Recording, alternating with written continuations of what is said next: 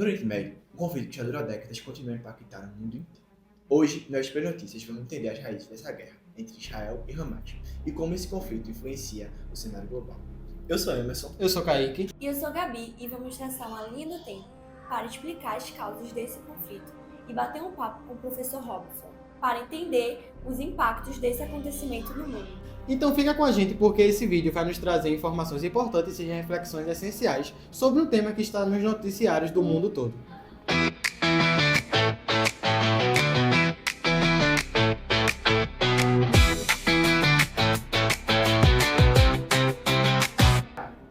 Tudo começa no século XX, com a criação do Estado de Israel em 1948, o que gerou tensões com os palestinos, que também reivindicavam o mesmo território.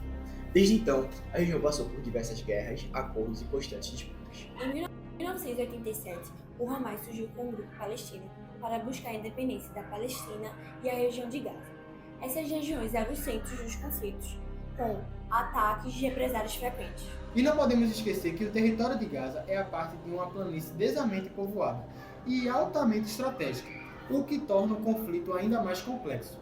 Mas como isso afeta o mundo todo? Vamos discutir isso agora com o professor Robson. Olá, Robson, você pode explicar esse acontecimento tão importante? Salve! Primeiro eu gostaria de agradecer a oportunidade de conversar com vocês sobre um assunto tão importante. Veja, a primeira coisa que você precisa saber é que o que a gente chama de faixa de Gaza é uma área que tem pouco mais de 40 quilômetros de extensão por 11 de largura. Obviamente ela é pequena em extensão, mas grande em importância. Né? Lá dentro tem pelo menos 2 milhões de palestinos que estão lá naquela planície já faz alguns bons séculos, né? E que, ao contrário do que a maioria pensa, esse conflito não é um conflito milenar, ele não é um conflito que se arrasta há muito tempo, ele tem data para começar. Né? Ele começa lá no final dos anos de 1940, por aí 1947, quando se decide a criação do Estado de Israel, e principalmente em 1948, quando se firma na ONU, de fato, a criação do Estado de Israel com a partilha daquele território, certo?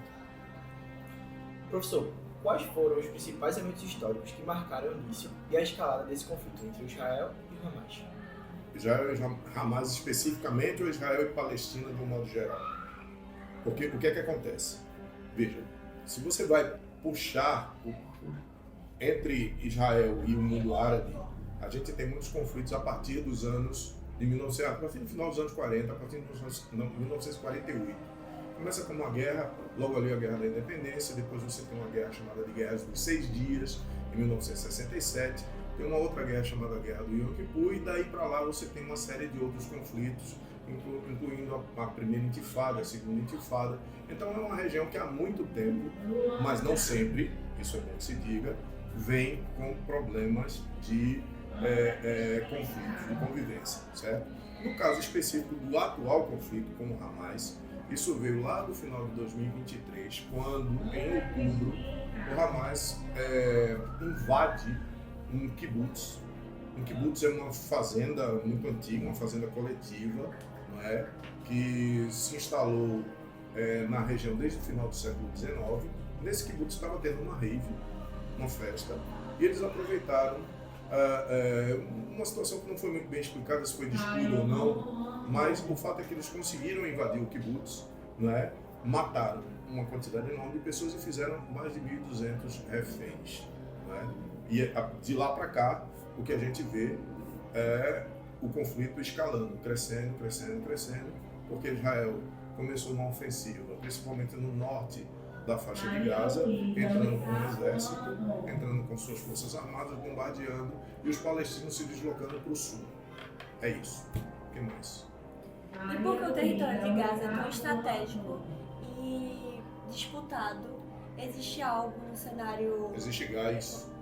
No cenário econômico ou geográfico?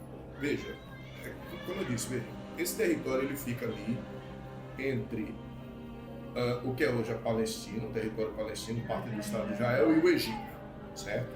Ele fica mais virado para o mar Mediterrâneo e era uma região que historicamente muito bonita, sempre foi muito ocupada e ela tem algumas riquezas naturais. Não pense só no que está no subsolo dessa região. Porque a importância estratégica dele é, digamos assim, territorial mesmo, um território importante, né, que precisa, sei lá, que existe uma certa disputa sobre ele desde a época da partilha de 1948. Bem, o senhor acredita que com esse conflito possa gerar algum impacto direto no Brasil ou na economia global?